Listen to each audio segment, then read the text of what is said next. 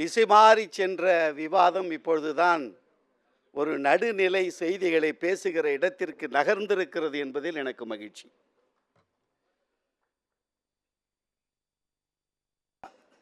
அண்ணன் சாட்டை முருகன் அவர்கள் பேசுகிற பொழுது எங்கள் அன்பு தலைவர் வைகோ அவர்கள் ஒன்ஸ் அப்பான் எ டைம் தலைவராக இருந்தார், சாதனைகள் செய்தார் என்று சொன்னார். இந்த 82 வயதிலும் அவர் செய்கிற சாதனையை இந்திய அரசியலில் எந்த ஒரு அரசியல் கட்சி தலைவரும் செய்யவில்லை, செய்யவும் முடியாது. அதுக்கு நான் காரணம் சொல்லணும் இல்லையா? மறுமலர்ச்சி திராவிட முன்னேற்ற கழகத்தை பொறுத்தவரை 3 நிலை போராட்டங்களை எல்லா போராட்டங்களிலும் நாங்கள் எடுத்து வருகிறோம். அரசியல் ரீதியான நடவடிக்கைகள், விழிப்புணர்வு பிரச்சாரங்கள், அதற்கு பிறகு நீதிமன்றங்கள். 24 ஆண்டு கால போராட்டம். எப்பொழுது ஸ்டெர்லைட் ஆலையை மூடினாங்க? ஒன்ஸ் அப்பான் எ டைமா? ஒரு 50 ஆண்டுகளுக்கு முன்னாலா? 24 ஆண்டுகள் போராடி சென்னை நீதிமன்றத்தில் தன்னந்தனியாக 4 மணி நேரம் தன்னந்தனியாக விவாதம் செய்து ஸ்டெர்லைட் ஆலையை மூடிய தலைவன் எங்கள் தலைவர் Vaiko. Once upon a time இல்லை, அவர் என்றைக்கும் புலிதான். அவர் அன்றைக்கும் புலி, இன்றைக்கும் புலிதான். அந்த புலிதான் 82 வயதிலும் நடந்து கொண்டிருக்கிறது. திருச்சியிலிருந்து மதுரையை நோக்கி சமத்துவ நடைப்பயணம். அதில் விமர்சனங்கள் உங்களுக்கு இருக்கலாம். முல்லை பெரியாரை தடுத்து நிறுத்தியது யார்? மின்சாரத்தை கொடுக்கிறோம், கனிம வளங்களை கொடுக்கிறோம், அள்ளி அள்ளி கொடுக்கிறோம். தமிழகத்திலிருந்து எல்லா மாநிலங்களுக்கும் ஒன்றிய அரசு கொண்டு போகிறது. ஆனால் காவிரியை, முல்லை பெரியாரையும் கேட்டு பெற வேண்டிய இடத்தில் இருக்கிறது என்று சொல்லக்கூடிய புரிதல் குறைபாடு. நதிநீர் ஒப்பந்தங்கள், நதியை யாரும் தடுத்து நிறுத்திவிட முடியாது வெள்ளப்பெருக்கில். அதற்குத்தான் உலக அளவில் நதிநீர் ஒப்பந்தம் செய்யப்பட்டது. அது மாநிலத்திற்கு இடையாக இருந்தாலும், 2 நாடுகளுக்கு இடையாக இருந்தாலும். அது என்ன உரிமை தெரியுமா? கடைமடை பகுதி எங்கே சென்று சேர்கிறதோ அவனுக்குத்தான் அந்த நதிநீரின் உரிமை அதிகம். அதனாலதான் காவேரி ஆணையம் அமைத்தவர்கள் தமிழ்நாட்டிற்கு அதிக தண்ணி கொடுக்கணும், கர்நாடகான்னு ஒரு விகிதாச்சார முறையில் வைத்தார்கள். கட்டுப்படுத்த முடியாது வெள்ளத்தை, அதற்குத்தான் ஒப்பந்தம். 2 மாநிலங்களுக்கு இடையே அந்த ஒப்பந்தங்கள் பேச்சுவார்த்தையில் நிறைவேற்றப்பட முடியாத இடத்தில் தான் ஒன்றிய அரசின் உதவி தேவைப்படுகிறது. நீதிமன்றங்கள் சொல்லுவதை கேட்கவில்லை. ஆணையம் அமைக்கிறாங்க. இப்ப இன்னைக்கு தண்ணி திறந்து விட சொல்லியிருக்காங்க. 11 TMC தண்ணி திறந்து விட்டானா? போராடித்தான் பெற வேண்டும். இது இந்திய ஜனநாயகத்திற்கு உட்பட்ட நாடு. சண்டை போட்டு வெளியில ஓடிட முடியாது. ஒன்றிய அரசாங்கத்தினுடைய திட்டங்கள் மூலமாக இங்கே செய்பவர்கள் சென்று கொண்டுதான் இருக்கிறது. கூடங்களும் அணுமின் நிலையத்தில் 1000 மெகாவாட் தயார் பண்றதுல பாதி அளவு மட்டும்தான் தமிழ்நாட்டில், மற்ற மாநிலங்களுக்கு போய் கொண்டுதான் இருக்கிறது. அது இல்லை என்று சொல்ல முடியாது. திராவிடத்தை ஒழிப்போம், நாங்கள் பேசுவது தமிழ் தேசியம் என்கிறீர்கள். நீங்கள் பேசிய தமிழ் தேசியம் என்ன?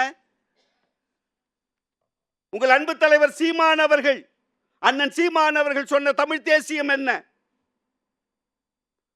தமிழர் இன, மொழி, கலை, இலக்கியம், பண்பாட்டை மீட்டெடுப்பது, மெய்யியல் கோட்பாடு, இயற்கை வளங்களை காப்பது, தொன்மை விவசாயத்தை காப்பது. இதுதான் அண்ணன் சீமான் அவர்கள் தமிழ் தேசியம் குறித்து பதிவு செய்திருப்பது. வேலை, வேலைக்கேற்ற கல்வி, கல்விக்கேற்ற வேலை, இதுதான் நீங்கள் சொன்ன தமிழ் தேசியம். அந்த தமிழ் தேசியத்தை தான் திராவிட ஆட்சிகள் செய்து கொண்டிருக்கிறது. அதில் என்ன குறை? அதை பேசுவோம், அதை பேசுவோம், அதை பேசுவோம். வேலை வாய்ப்பு இல்லைன்னு சொன்னாங்க. புள்ளி விவர குறைபாடு படிங்க.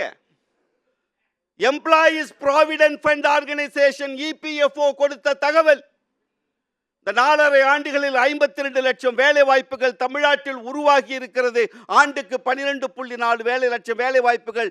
ஒன்றிய அரசெல்லாம் கொடுக்கல, எம்ப்ளாயீஸ் ப்ராவிடென்ட் ஃபண்ட் ஆர்கனைசேஷன்.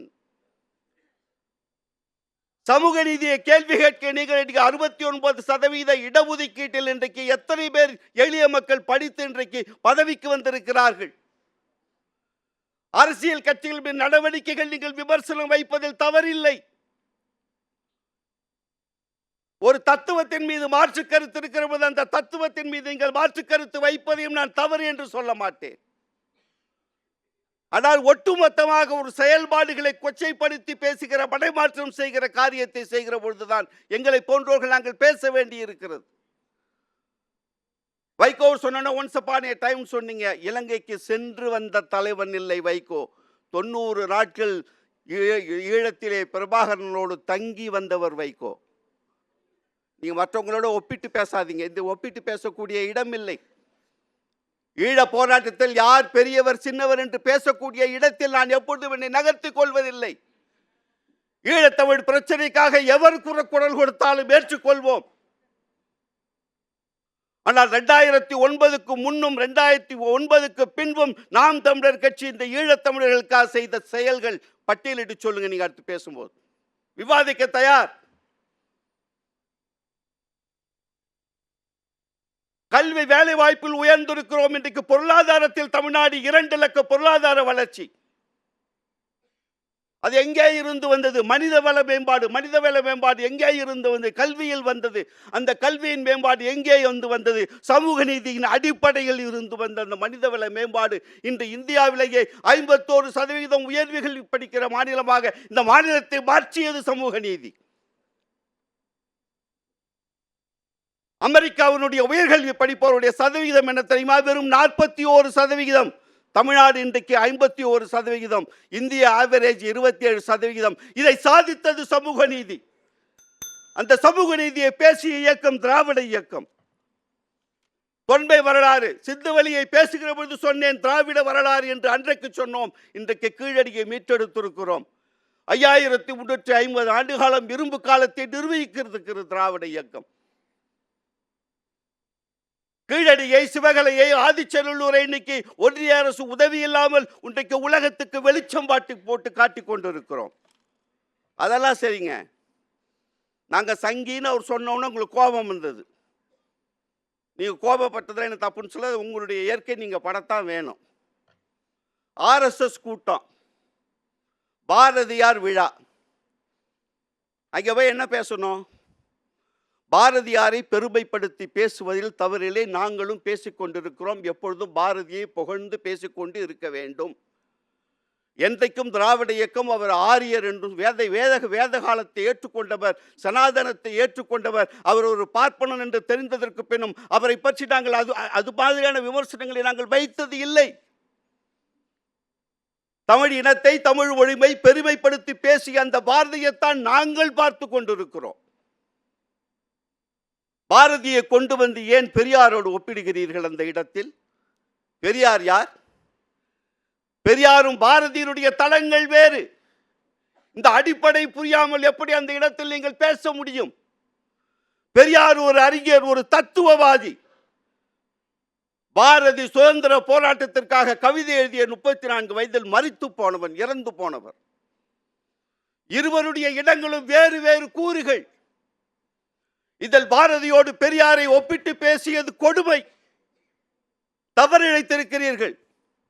இரண்டாவது, தமிழ்நாடுன்னு சொன்ன உடனே பாரதி சொன்னார், நான் இந்த கூட்டத்தில் ஓபன் சேலஞ்சு கொடுக்கிறேன்.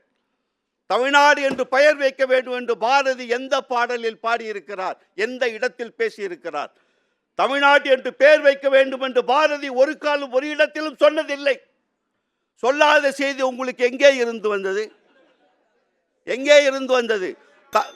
அதுதான் செந்தமிழ்நாடு போதில்லை என்று நான் ஏற்கனவே 2 வரியை சேர்த்தேன். தமிழ் இனத்தை, தமிழ் மொழியை பெருமைப்படுத்தி பேசினார். தமிழ்நாடு பெயர் மாற்ற வேண்டும் என்று சொல்வது அந்த கவிதையிலிருந்து நாம் எடுத்துக்கொள்வதில்லை. அரசியல் சமூக பார்வைக்குள்ளே வர வேண்டும். எழுதி வைத்துவிட்டு படுத்து தூங்குவதில்லை கவிதை. அதை பேசியது யார்? அந்த RSS கூட்டத்தில் யாரை எதிர்த்து பேசினால் கைதட்டல் கிடைக்குமோ, யாரை கொச்சைப்படுத்தி பேசினால் ஆர்ப்பரித்து கூட்டம் எழுமோ, அந்த இடத்தில் பெரியாரை பேசுகிறீர்கள், அவர்கள் கைதட்டுகிறார்கள். நீங்கள் அங்கே யாரை பேசியிருக்க வேண்டும் தெரியுமா? யாரை பேசியிருக்க வேண்டும்? தமிழ்நாட்டிற்கு மெட்ராஸ் மாகாணம் என்பதை தமிழ்நாடு என்று பெயர் வைக்க வேண்டும் என்று அரசியல் சமூக ரீதியாக போரிட்டவன் பாரதிதாசன். அங்கே பாரதிதாசனை நீங்கள் பேசியிருக்க வேண்டும். எங்க பேசினார்? அந்த RSS கூட்டத்தில் பேசினாரா? பெரியாரையும் பாரதியையும் ஒன்று சேர்த்து பேசிய இடத்தில் பேசினாரா? இன்னைக்கு நீங்க வரிசையா லிஸ்ட் போடலாம், பெரியார்கள் என்ன வாழ்த்துகிறேன். தமிழர் தலைவர்களை, தமிழ் அறிஞர்களை, தமிழ் கவிஞர்களை பாராட்டுவது யாராக இருந்தாலும் வாழ்த்துவோம். நீங்கள் அந்த இடத்தில் பாரதிதாசனை பேசியிருக்க வேண்டும், மறைமலை அடிகளை பேசியிருக்க வேண்டும். தேவனைய பாவாண்டார் தமிழ்நாடு என்று குரல் கொடுத்தவர், தூய தமிழ் சொல் பிறமொழி சொல் கலவாமை என்கிற தத்துவங்களோடு பயணித்தவர்கள். நீலாம்பிகை அம்மையாரை பேசியிருக்க வேண்டும். இசைப்புலவர் ஆறு கோபாலனை பேசியிருக்க வேண்டும். கவிஞர் சுரதாவை இப்பொழுது பேசியிருக்க வேண்டும். நாமக்கல் கவிஞரை பேசியிருக்க வேண்டும். யாரையெல்லாம் அந்த இடத்தில் பேச வேண்டுமோ அங்கே பேசாமல் இருந்துவிட்டு சம்பந்தமில்லாத பெரியாரை கொண்டு வந்து திராவிடத்தை கடப்பாறை கொண்டு இடிப்போம் என்று பேசியது என்பது என்ன காரணம்? என்னன்னு சொல்லட்டுமா உங்களுக்கு? அரசியல் காரணம் அதில் உண்டு. என்றைக்கு விஜய் திராவிடமும் தேசியமும் என் இரு கண்கள் என்று சொன்னாரோ அன்றைக்கு தான் நாம் தமிழருடைய நிலையில் மாற்றம் வந்தது. இதிலிருந்து விலகி நிற்க வேண்டும். 8% வாக்கு வங்கி குறைந்து விடக்கூடாது என்று ஒரு இயக்கம் நினைப்பது உண்மை. அது அப்படித்தான் நினைக்கணும். குறைந்து போனால் அந்த குறைந்ததை மேனேஜ் பண்றதுக்கு என்ன சொல்றார்? பார்ப்பனர்கள் வாக்குகள் 3% வாக்குகள் தமிழ்நாட்டில்.